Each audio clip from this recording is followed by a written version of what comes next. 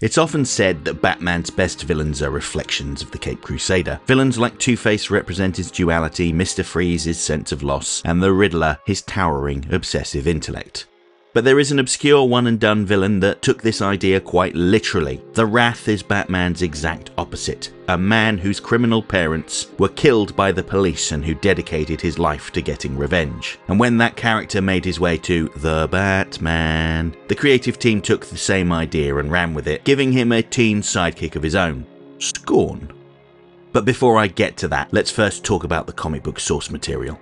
The Wrath debuted in Batman Special No. 1, published in 1984. His real name is never revealed, but as a child, Wrath's parents were burglars who were killed after getting into a gunfight with the police while committing a robbery. And the man who killed them was a young police officer, James Gordon. The comic circumnavigates the question of excessive police force by showing Wrath's parents shooting Gordon before he fired back. Similarly, their judgment is immediately called into question because they brought their young son with them on their crime spree, placing him in danger. At almost exactly the same time in the Park Row district of Gotham, Thomas and Martha Wayne are gunned down and killed in a mugging gone wrong. Where Bruce Wayne grows up believing crime is the problem and that he can fix it, Wrath grows up believing that the police's response to crime is the real problem and the only way to fix it is to stamp them out.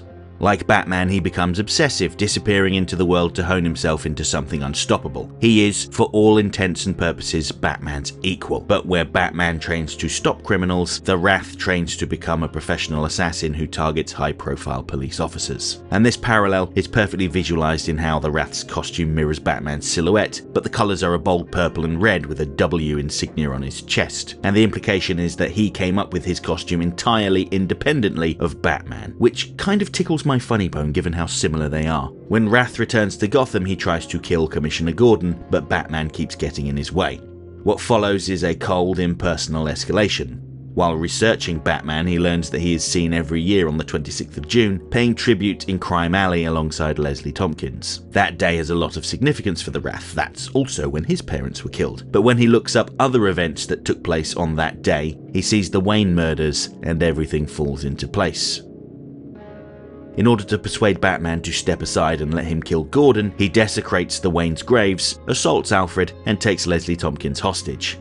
But Batman is just as dedicated to his cause as he is. Batman refuses to compromise his beliefs, and he won't let Gordon die. In the end, it's the Wrath who ends up dying, consumed by a fire he had set and falling on Park Row, the same street that birthed Batman. Talk about irony.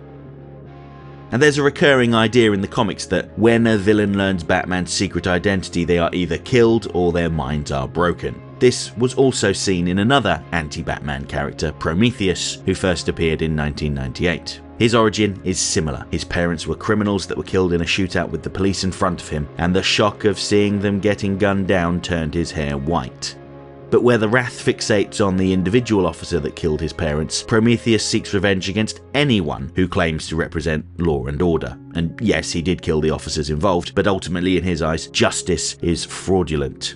Like Batman and Wrath, Prometheus travelled the world to improve his body and mind, augmenting himself with a helmet that allows him to imprint other people's skills upon himself, like a mixtape of sorts. He sought to prove that heroes are only powerful because the system allows them to be. Strip away their advantages, expose their limits, and they will fall. Prometheus scales that grievance up to a Justice League level. He wants to humiliate the very idea of heroism. Similarly, Prometheus survived long enough to test his philosophy properly. He proves that preparation can beat power, and that heroes can be made to look small. In doing so, he crosses a line that Wrath never reached.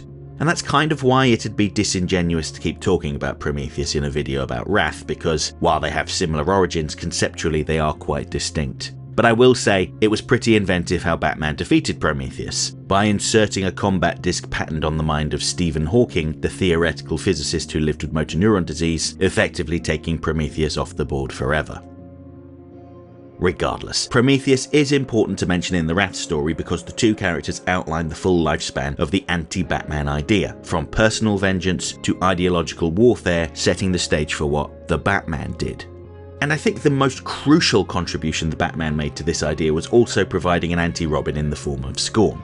The Batman's take on Wrath is fairly faithful to the original comics, but this time the story doesn't dwell on the concept of police brutality and instead takes a cue from Prometheus. William Mallory's parents were criminals, yes, but their deaths are never explicitly confirmed, only that they were arrested around the time of the Wayne murders. We are left to infer that they are dead now based on the way that they are discussed.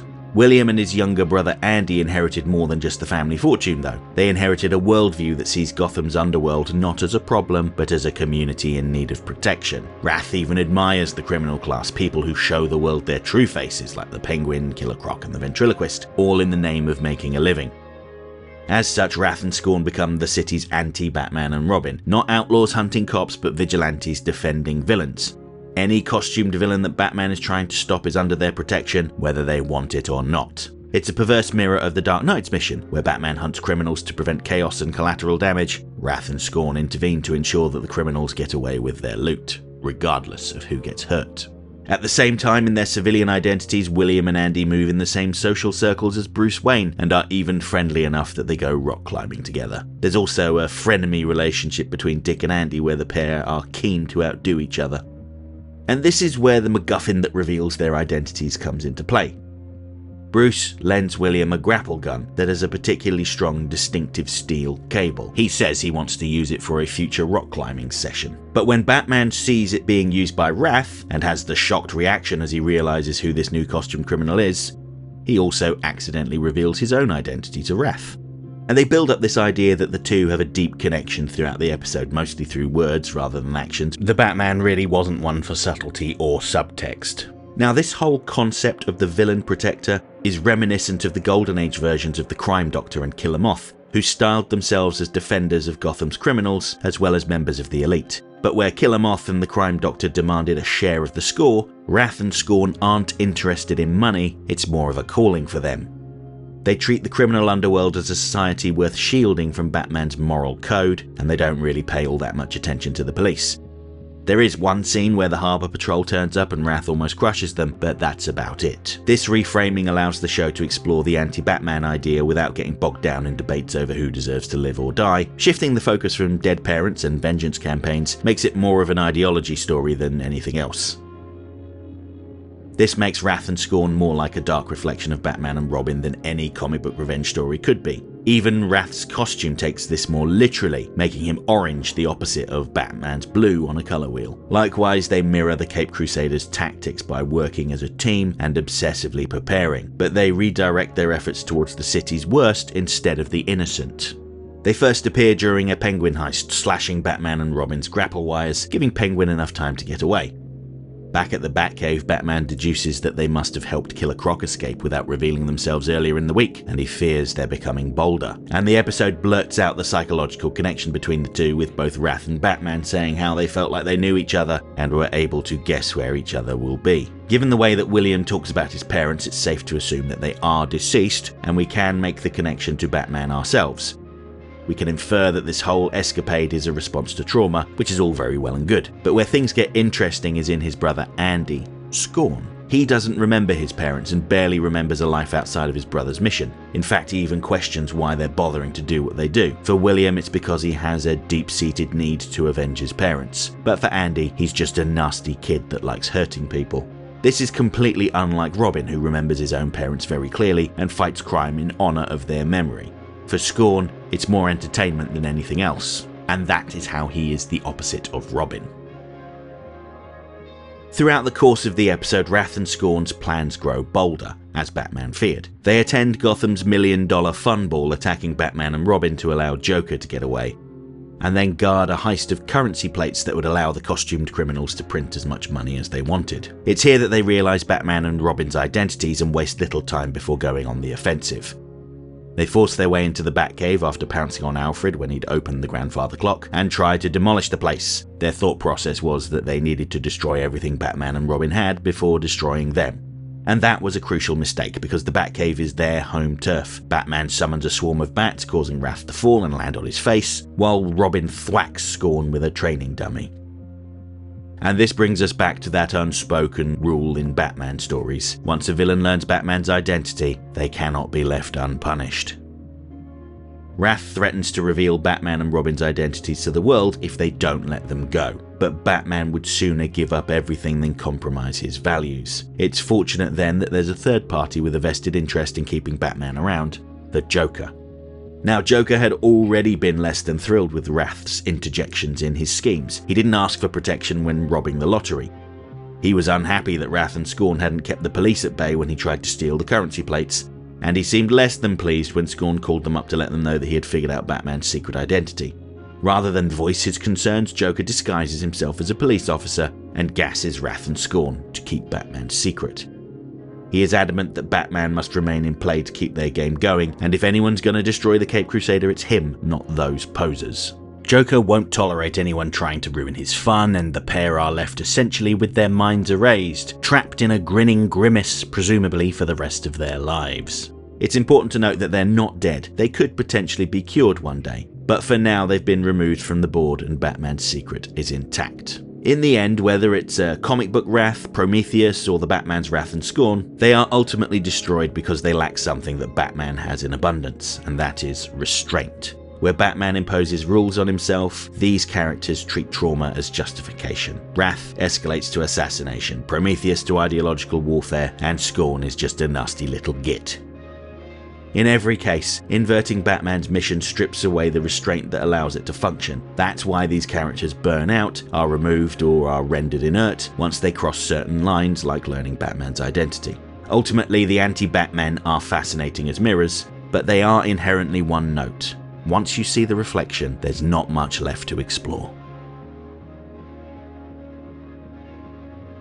Okay, that's it for this essay. If you enjoyed the video, don't forget to like, share, subscribe, leave a comment, tell all your friends about me. You know how YouTube works. If you really liked the video and feel like tossing a buck or two my way, please consider using the thanks button, because every little helps. And if you have really enjoyed my work, you might want to pick up a copy of my book, Rogues Gallery. It features 22 essays on villains from Batman the Animated Series. There's a beautiful cover by Batman the Animated Series background artist John Calmette, a foreword by director Dan Reber, and a moving segment from the late Kevin Conroy sharing his thoughts on life, love, and loss. Plus, an exclusive essay on the Condiment King that will never be made into a video. Rogues Gallery is available worldwide on Amazon, both digitally and in softcover. Finally, channel memberships are just $1.99 a month and give you early access to my essays, custom emojis, and your name featured on my members end screen, which has been rolling for a little while now. Huge thanks to everyone who's already part of this. You've helped to make these videos possible. If you want to see your name up here too, join the channel now. And while I have your attention, please consider checking out my other channel, Serum Lake Comics, where I talk about mostly DC comic books.